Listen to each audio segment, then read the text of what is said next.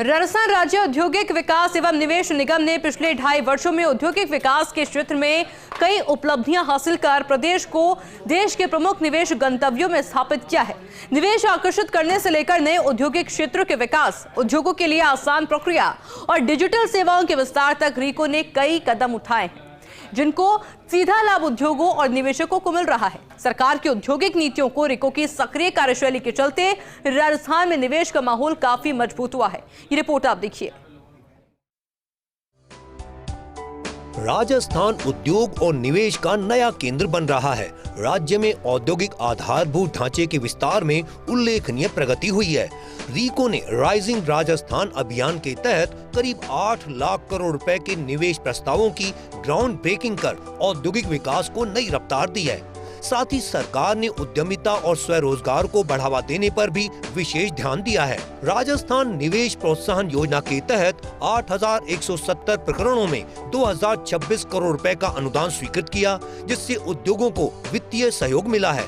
रीको ने 5,160 हेक्टेयर भूमि का अधिग्रहण कर 40 नए औद्योगिक क्षेत्रों की शुरुआत की है। इसके साथ ही 3,161 औद्योगिक भूखंडों का आवंटन किया गया। विभिन्न औद्योगिक क्षेत्रों के विकास पर 3,560 करोड़ रुपए खर्च किए गए हैं। औद्योगिक विकास को गति देने के लिए जयपुर में 90 एकड़ भूमि पर राजस्थान मंडपम परियोजना विकसित की जा रही है, जबकि पचपदरा रिफाइनरी के निकट राजस्थान पेट्रो जोन की स्थापना भी औद्योगिक निवेश को नया आयाम देगी।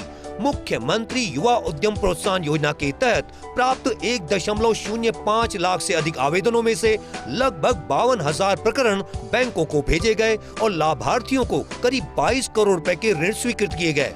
वहीं विश्वकर्मा युवा उद्यम प्रोत्साहन योजना के तहत आए 7,000 से अधिक आवेदनों में करीब 4,900 प्रकरण बैंक भेजे गए और 595 करोड़ से अधिक के ऋण स्वीकृत किए गए।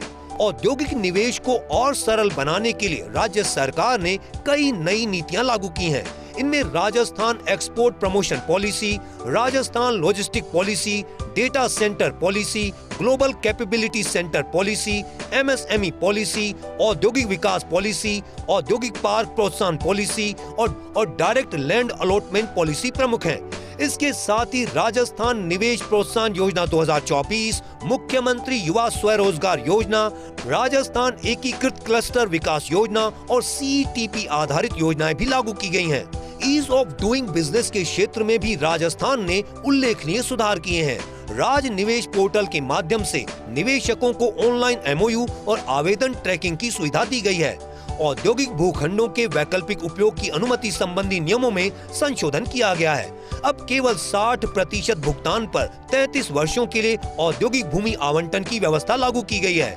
सीतापुरा के बाद अन्य स्थानों पर भी PPP मोड में प्लग एंड प्ले सुविधाओं का विस्तार किया जा रहा है। औद्योगिक क्षेत्रों के 1 किलोमीटर दायरे में आने वाली भूमि के औद्योगिक परिवर्तन के लिए NOC की अनिवार्यता समाप्त कर दी गई है। सिंगल विंडो प्रणाली को और प्रभावी बनाते हुए सेवाओं की संख्या 88 से बढ़ाकर 190 कर दी गई है। साथ ही विभिन्न अनुमतियों और पंजीकरण प्रक्रियाओं के टर्न अराउंड टाइम में 50% तक कमी लाई गई है। विभागों के डिजिटल पंजीकरण और डीरेगुलेशन प्रक्रिया को भी तेज गति से आगे बढ़ाया गया है। राज्य सरकार की ओर से किए गए इन सुधारों का असर राष्ट्रीय स्तर पर भी दिखाई दिया है। BRAP 2024 में केंद्र सरकार के DPIIT द्वारा राजस्थान को business entry, labour regulation enablers और एनवायरमेंट रजिस्ट्रेशन एंड सर्विसेज श्रेणियों में टॉप अचीवर का दर्जा मिला। LEADS 2025 रिपोर्ट में राजस्थान को बेस्ट परफॉर्मर पुरस्कार मिला, जबकि एक जिला एक उत्पाद पहल के तहत भी राज्य को राष्ट्रीय स्तर पर सम्मानित किया गया। प्रधानमंत्री विश्वकर्मा योजना में ऋण स्वीकृति एवं वितरण में राजस्थान देश में दूसरे स्थान पर रहा और प्रशिक्षण के क्षेत्र में तीसरा स्थान प्राप्त किया। आंकड़ों के अनुसार वर्तमान सरकार के 2.5 वर्षों में औद्योगिक गतिविधियों की रफ्तार पिछली सरकार की तुलना में कई गुना तेज रही है। 6,519 करोड़ रुपए मूल्य की भूमि का आवंटन, 1,768 करोड़ रुपए मूल्य की भूमि का अधिग्रहण और 6,273 करोड़ का राजस्व अर्जन इस बात का संकेत है कि रीको ने प्रदेश में निवेश और औद्योगिक विकास को नई ऊंचाइयों तक पहुंचाने में महत्वपूर्ण भूमिका निभाई है। Shivendra Singh Parmar, first India news, Jaipur.